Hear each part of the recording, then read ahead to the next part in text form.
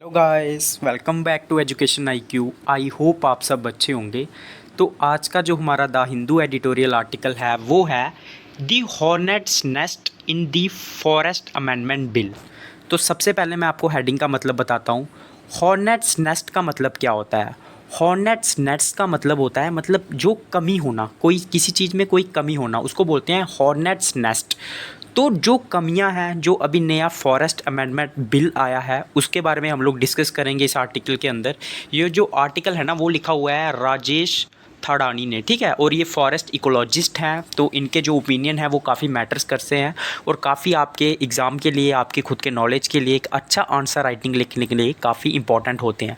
तो पूरा हम लोग जो फॉरेस्ट अमेंडमेंट बिल आया है, जो फॉरेस्ट के रिलेटेड जो बिल आया है उसमें जो अमेंडमेंट हुई है, जो पुराना बिल था उसमें क्या कमियां हैं, क्या हॉर्नेट्स नेस्ट हैं, क्या बुराइयां हैं जिनको हमें कम करने की ज़रूरत है, पूरा डिटेल में हम लोग पढ़ेंगे। एक एक लाइन को मैं आपको हिंदी में पढ़ाऊँगा। कोई भी डिफ़िकल्ट वर्ड मीनिंग, कोई भी इंपॉर्टेंट टर्म आएगी वो मैं आपको साथ साथ में बताता चलूँगा। तो स्टार्टिंग से लेकर लास्ट तक वीडियो देखना और उसके बाद इसको जाके खुद से पढ़ना। इसका जो PDF है वो आपको टेलीग्राम पे मिल जाएगा और टेलीग्राम का जो लिंक है वो आपको कमेंट बॉक्स में मिल जाएगा। तो थोड़ा लंबा आर्टिकल है, स्टार्टिंग से लेकर लास्ट तक रहना। इसको हम लोग 20 मिनट या 25 मिनट में कवर करेंगे। तो मेरा नाम अभिलाष है। स्टार्ट करते हैं आज का the Hindu editorial article without any time waste. तो क्या लिखा हुआ है? The Lok Sabha passed the Forest Conservation Amendment Bill 2023 on July 26 with no substantive changes from the original version introduced in March। तो लोकसभा ने क्या किया? पास किया जो फॉरेस्ट अमेंडमेंट बिल है 2023 जुलाई 26 को, with no substantive changes from the original version introduced in the March. इसमें कोई भी मेजर, सब्सटेंटिव का मतलब होता है इंपॉर्टेंट या मेजर, कोई भी इसमें इंपॉर्टेंट या फिर मेजर चेंजेस नहीं थी।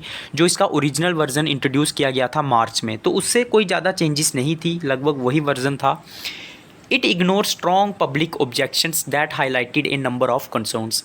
इस बिल ने, जो ये जो बिल है इसने इग्नोर कर दिया जो पब्लिक की जो ऑब्जेक्शंस थी, मतलब पब्लिक ने जो बोला था कि ये चीज़ें ख़राब हैं, उन्होंने रोक लगाने के लिए बोला था कुछ चीज़ों पे ऑब्जेक्शन, अपनी नाराज़गी दिखाई थी। तो इस बिल ने उन सारी ऑब्जेक्शंस को इग्नोर कर दिया, अनदेखा कर दिया, जो कि हाईलाइट करती थी जो इम्पोर्टेंट कंसर्न्स है। कंसर्न मतलब जो चिंताएं हैं, ठीक है। The bill commences with a promising preamble expressing a commitment to achieving a net zero emission by 2070। ये जो बिल है वो स्टार्ट होता है, कमेंसेस का मतलब होता है स्टार्ट होना, एक प्रॉमिस करता है, एक प्रोमिसिंग प्रियम्बल। प्रियम्बल का मतलब क्या होता है? जिसमें बिल के रिलेटेड जो उसकी इंट्रोडक्शन हो, उसमें जो इंपॉर्टेंट चीज़ें हो वो प्रियम्बल में आती हैं।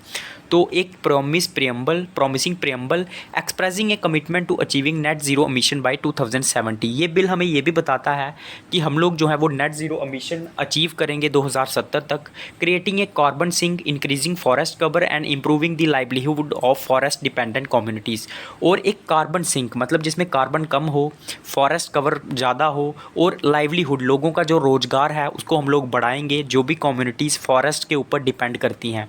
However, the operative part of the bill shows little connect with the preamble। लेकिन जो ऑपरेटिव मतलब जो काम करने वाला पार्ट है ना इस बिल का, जिसके थ्रू काम होगा, जिसके थ्रू जो रूल बनाए गए हैं, वो कोई ज़्यादा कनेक्ट नहीं करता है इसके प्रेम्बल के साथ। मतलब प्रेम्बल में इंट्रोडक्टरी पार्ट रहता है, मेन पॉइंट रहते हैं, लेकिन इसका जो ऑपरेटिव पार्ट है, मतलब जिसके थ्रू जिन रूल्स के थ्रू काम होगा, वो कोई ज़्यादा मेल नहीं खाता है प्रेम्बल के साथ।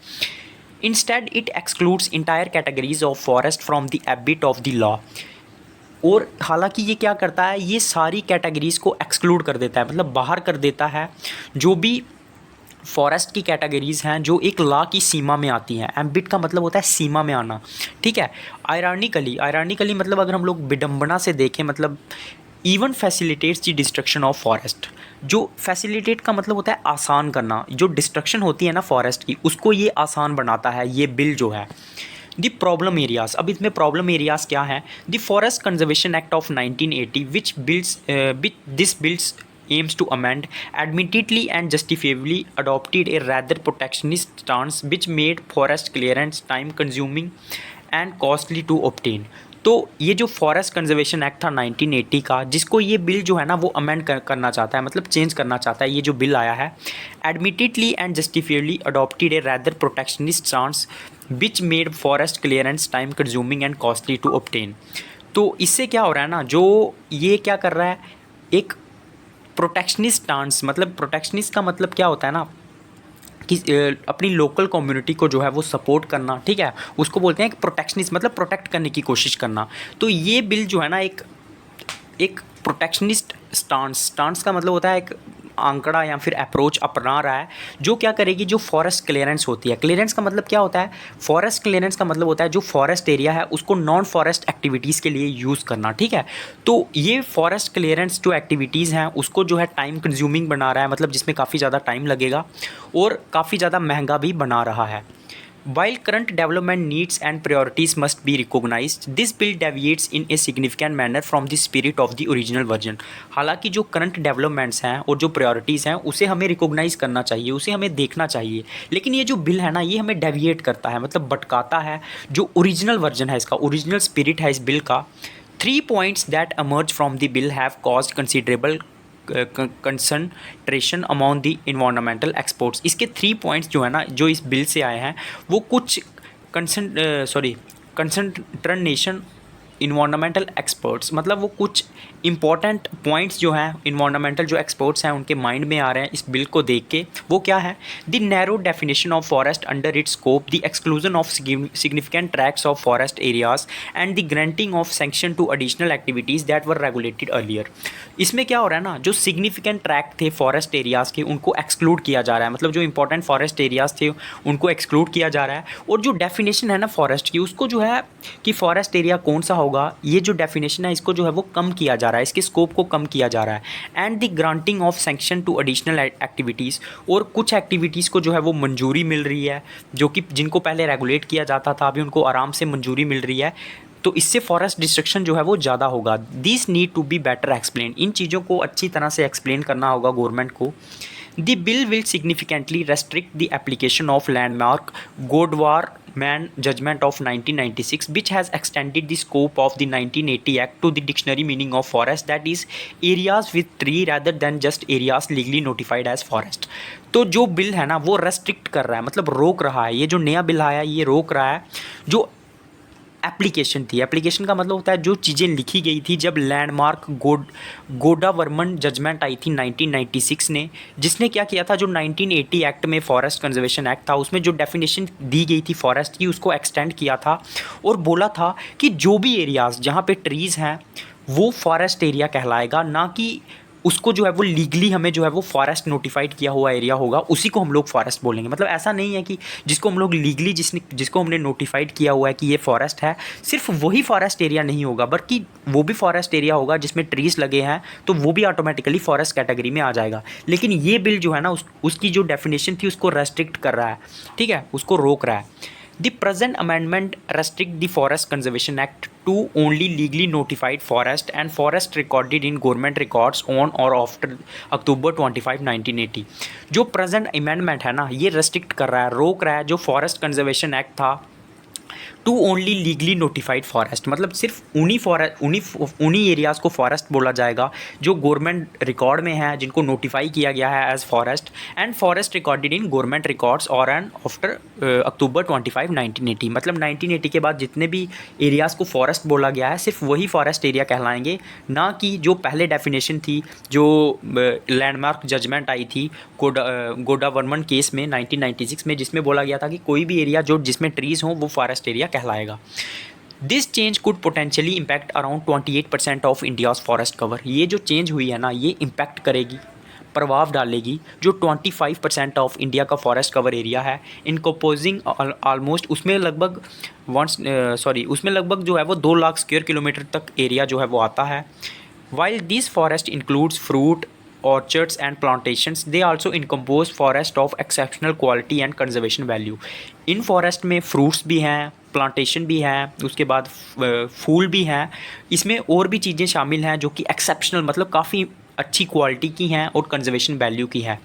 N instant is the category of unclassed forest in Nagaland. इसमें कुछ फॉरेस्ट भी हैं नागालैंड के that have so far not been officially recorded और deemed forest despite centuries of protection and use by autonomous क्लैंड्स।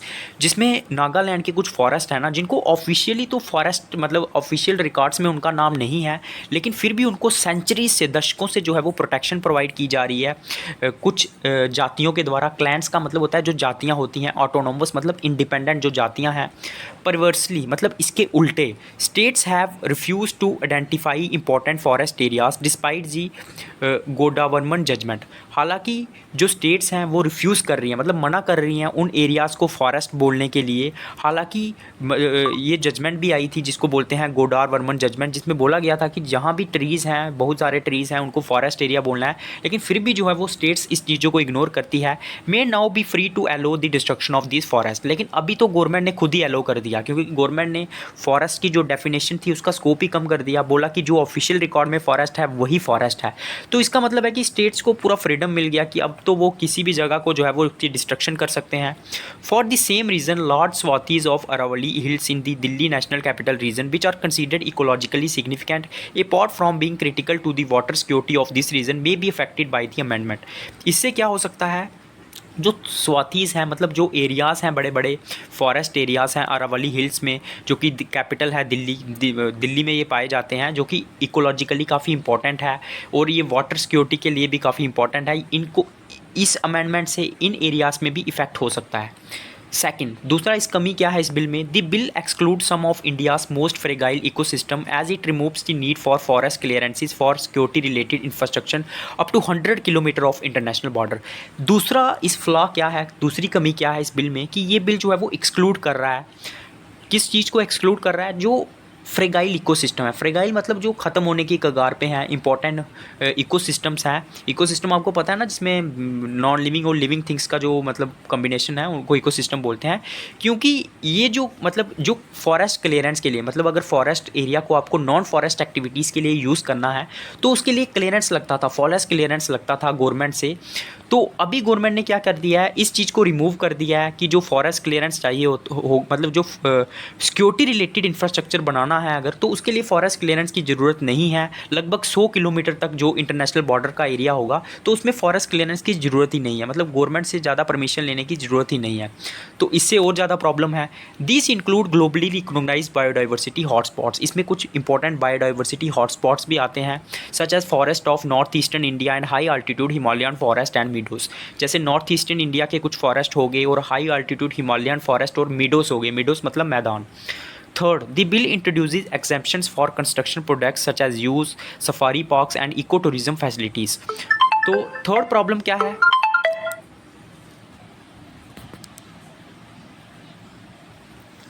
Third problem क्या है, ये बिल जो है ना वो इंट्रोड्यूस करता है एग्जेम्पशंस, मतलब कुछ छूट प्रोवाइड करता है कंस्ट्रक्शन प्रोजेक्ट्स को, जैसे यूज़ हो गए, सफारी पार्क्स हो गए, इको टूरिज़म फैसिलिटीज़ हो गई, तो इनको भी ये बिल जो है ना कुछ छूटें प्रोवाइड करता है। Artificially created green areas and animal enclosures are very different from natural ecosystem. जो आर्टिफिशियली हम लोग ग्रीन एरियाज़ जो है बनाते हैं या फिर एनिमल्स को जो प्रोटेक्शंस देते हैं ना, ये काफ़ी अलग होते हैं जो कि नेचुरल इकोसिस्टम है, which provide bucket of ecosystem services that contribute significantly to human wellbeing. जो कि मतलब पूरा जो है इकोसिस्टम प्रोवाइड करते हैं, इकोसिस्टम सर्विसेज प्रोवाइड करते हैं और ह्यूमन की वेलबींग के लिए मतलब भलाई के लिए काम करते हैं। तो किसी चीज़ को आर्टिफिशियली क्रिएट करना और किसी चीज़ को नेचुरली होना, वो उसमें काफ़ी ज़्यादा डिफरेंट होता है। But is worrying is that the bill also grants unrestricted powers to the union government to specify any desired use beyond use specified in the original or amendment act। और तीसरा क्या है, ये बिल जो है ना एक बहुत ज़्यादा पावर देता है, अनरिस्ट्रिक्टेड पावर देता है यूनियन गवर्नमेंट को, सेंट्रल गवर्नमेंट को, कि वो किसी भी डिज़ायर्ड यूज़ के लिए मतलब अपनी मर्जी के लिए विदाउट एनी कोई स्पेसिफिक यूज़ के लिए किसी भी एरिया को जो है वो यूज़ कर सकता है। Such provisions raise legitimate concerns about the potential exploitation of forest resources without adequate environmental scrutiny। ये जो प्रोविज़न है ना, ये legitimate concerns मतलब लीगली चिंता पैदा करते हैं, जो पोटेंशियली एक्सप्लॉयटेशन हो रहा है, शोषण हो रहा है फॉरेस्ट रिसोर्सेज का, विदाउट इन्वायरमेंटल स्क्रूटिनी मतलब उसकी कोई भी जांच नहीं हो रही है। स्क्रूटिनी का मतलब होता है जांच होना, ठीक है। अब हम लोग बात करेंगे डिसएनफ्रेंचिंग फॉरेस्ट पीपल। डिसएनफ्रेंचाइजिंग का मीनिंग होता है नागरिकों को किसी चीज़ से वंचित करना, ठीक है। तो फॉरेस्ट जो पीपल हैं उनको वंचित करना फॉरेस्ट एरिया से, उसके बारे में बात करेंगे। Another important concern is that the bill makes no reference to other relevant forest laws। एक और इम्पॉर्टेंट कंसर्न मतलब चिंता क्या है कि ये जो बिल है ना, ये जो वहाँ की जो फॉरेस्ट लॉज हैं उनको कोई भी रेफरेंस नहीं दे रहा है, मतलब उनका कोई भी यूज़ नहीं कर रहा है और अपने मर्जी के हिसाब से जो है वो चल रहा है। फॉर इंस्टेंस अगर हम लोग बात करें the scheduled, the ST and other traditional forest developers, जो मतलब एसटी कम्युनिटी के हैं और जो बाकी फॉरेस्ट डिवेलपर्स हैं, डिवेलपर्स मतलब जो फॉरेस्ट एरियाज़ में रहते हैं, जो कि recognition of forest rights act 2006 find no mention. तो उसमें जो फॉरेस्ट एक्ट है ना 2006, उसमें इस एक्ट में उसका कोई भी यूज़ नहीं किया गया है, उसको इग्नोर किया गया है। Instead, the exclusion and ease of diversion from forest areas will mean that forest people institutions no longer need to be consulted।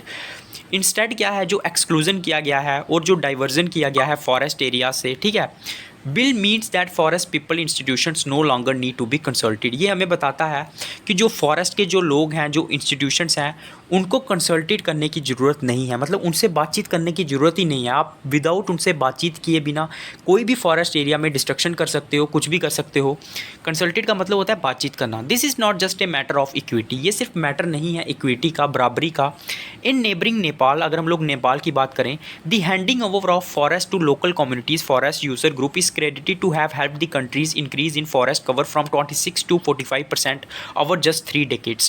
अगर नेपाल की बात करें तो जब वहाँ पे क्या हुआ, लोगों को फॉरेस्ट एरिया दिया गया, जो लोकल कम्युनिटीज़ थी उनको हैंडेड ओवर किया गया फॉरेस्ट एरिया, इससे क्या हुआ, उस कंट्री का फॉरेस्ट एरिया इंक्रीज़ हुआ 26% से लेके 45% हो गया सिर्फ 3 डेकेड्स में।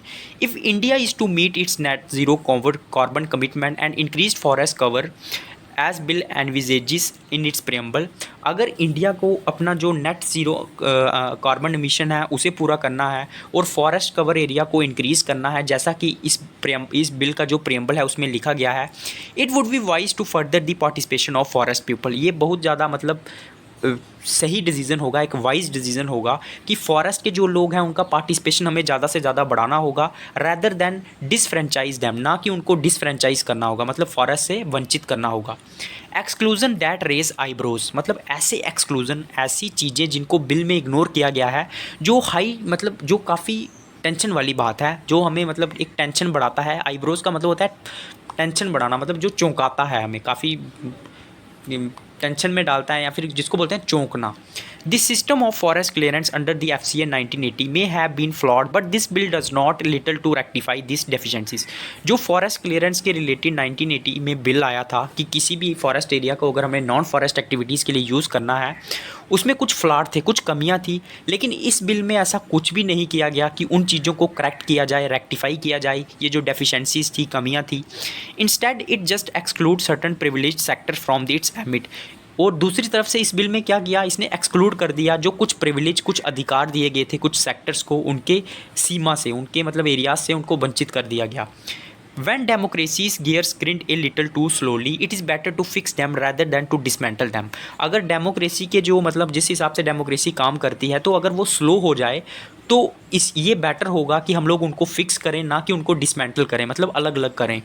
This system provides an essential check to access the impact of projects which change land use and to mitigate the impacts resulting from environmental destruction. ये जो सिस्टम है ना, ये जो एक्ट आया है, ये एक एसेंशियल मतलब इंपॉर्टेंट चेक प्रोवाइड करता है कि हमें जो है अपने फॉरेस्ट एरिया को देखना चाहिए, एक्सेस करना चाहिए, उसका मूल्यांकन करना चाहिए, जो भी प्रोजेक्ट्स उस पर इम्पैक्ट डाल रहे हैं, जो कि लैंड यूज़ हो रहा है, और जो mitigate the impact resulting from environmental destruction, और हमें मिटिगेट करना चाहिए, कम करना चाहिए जो भी इम्पैक्ट हैं, जो प्रभाव हैं इन्वायरमेंटल डिस्ट्रक्शन से होते हैं। तो ये बिल जो है ना हमें बताता है। यस एक्सेप्शंस आर नीडेड, मतलब कुछ एक्सेप्शंस जो हैं वो चाहिए होती हैं, कुछ छूट जो है वो चाहिए होती है। The objective of fast tracking strategic and security related projects is a fair task, मतलब जो फास्ट ट्रैकिंग स्ट्रैटेजिक और जो सिक्योरिटी रिलेटेड प्रोजेक्ट्स होते हैं, हमारी सिक्योरिटी के लिए जो ज़रूरी हैं, वो एक फेयर टास्क है, मतलब वो ठीक है।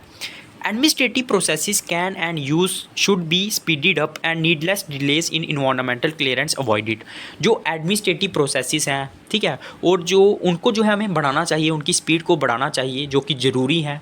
और जो नीडलेस मतलब बहुत ज़्यादा किसी चीज़ को खींचा जाता है, डिले किया जाता है, जो इन्वायरमेंटल क्लियरेंसेस है, उसे भी हमें जो है वो अवॉइडेड करना चाहिए, ठीक है, उसे भी कम करना चाहिए। How ever giving blanket exemptions from the regulatory law is not the answer. लेकिन बिल्कुल ही छूट दे देना, एकदम ब्लैंकेट मतलब एकदम ब्लैंक एग्जेम्पशंस दे देना, एग्जेम्पशन का मतलब होता है छूट देना, जो रेगुलेटरी लॉस हैं उनको इग्नोर कर देना, ये कोई किसी चीज़ का आंसर नहीं है। The importance of India's natural ecosystem must be valued. जो इंडिया का नेचुरल सिस्टम है ना, उसकी जो इंपॉर्टेंट है उसको वैल्यू देना चाहिए, ठीक है। India's northern borders, where exemptions will perhaps be most used, are framed by the geological active Himalayas। जो इन नॉर्थन बॉर्डर्स हैं इंडिया के, जहाँ पे exemptions bear exemptions bill perhaps we most use, जहाँ पे एग्जेम्पशंस मतलब ये छोटे हैं उनका सबसे ज़्यादा यूज़ किया जाता है। और framed by the geological active Himalayas, वो किस तरीके से बनी हुई हैं, हिमालयास के बनी हुई हैं। Recent events in Joshimath Uttarakhand have shown the need for proper geological and environmental assessment for all level development projects. जो रिसेंट इवेंट हुआ था जोशीमठ उत्तराखंड में, जहाँ पे लोगों ने जो है काफ़ी प्रोटेस्ट किया था, फॉरेस्ट जो है वो कट रहा था, वो हमें बताता है कि हमें एक प्रॉपर जियोलॉजिकल और इन्वायरमेंटल असेसमेंट की ज़रूरत है, मतलब मूल्यांकन की ज़रूरत है। हमें पूरी जो हमारे डेवलपमेंट प्रोजेक्ट्स चल रहे हैं उनको देखने की ज़रूरत है। Forest and other natural ecosystem can not be considered as luxury. जो फॉरेस्ट हैं और जो नेचुरल इकोसिस्टम है ना, उन्हें हमें लग्जरी नहीं मानना चाहिए, मतलब अपना जो है हक नहीं मानना चाहिए।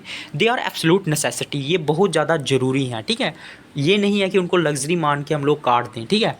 तो ये था आज का द हिंदू एडिटोरियल आर्टिकल, थोड़ा सा लंबा था। आपको कैसा लगा फीडबैक में बता देना, कमेंट बॉक्स में बता देना, और लाइक कर देना वीडियो को, जो भी पूरा वीडियो देखा है। और टेलीग्राम पे आपको इसका PDF मिल जाएगा, टेलीग्राम को सब्सक्राइब कर लेना, उसका लिंक जो है वो आपको कमेंट बॉक्स में मिल जाएगा। तो जो नया बच्चा जुड़ा है चैनल को सब्सक्राइब कर देना, बेल आइकन को दबा देना, ताकि जब भी मेरा नेक्स्ट वीडियो आएगा आपको नोटिफिकेशन जो है वो मिल जाएगा। डेली रात को मेरा वीडियो जो है वो अपलोड होता है। जैसे ही अपलोड होता है मैं टेलीग्राम पे लिंक दे देता हूँ, PDF भेज देता हूँ। तो कॉन्टीन्यूसली इन लेक्चर्स को देखो, 1-2 महीने बाद आपको फ़र्क दिखेगा, आपको न्यूज़पेपर पढ़ना आ जाएगा। तो आज के लिए इतना ही। मेरा नाम है अभिलाष। जय हिंद।